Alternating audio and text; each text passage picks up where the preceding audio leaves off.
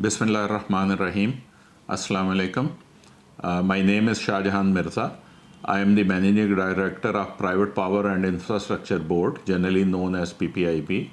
And I am also the CEO of Alternate Energy Development Board, generally known as AEDB.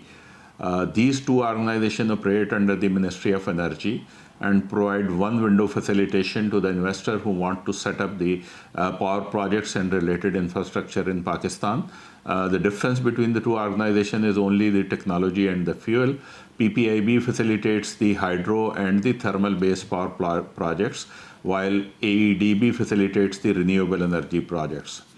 In terms of government commitment for the climate change and sustainable development goal, the government has set the strategic objectives of sustainability, affordability, sustainability, access for all, and the environmental protection.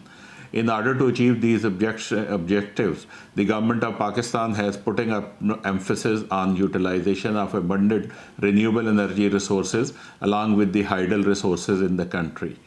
AEDB has been working for promotion and facilitation of the RE projects in Pakistan. There are mainly two areas on which we are working. One is the grid-connected large-scale RE projects, under which currently 2,000 megawatt of our projects are under operation, while 700 megawatt are under construction, which are likely to be commissioned before May this year. The total current contribution of the RE generation is 5% in the overall capacity. And the target government has set is very ambitious to increase the share of the RE in the grid, and this target takes the RE to 30% by 2030. So AEDB is working to achieve this ambitious target.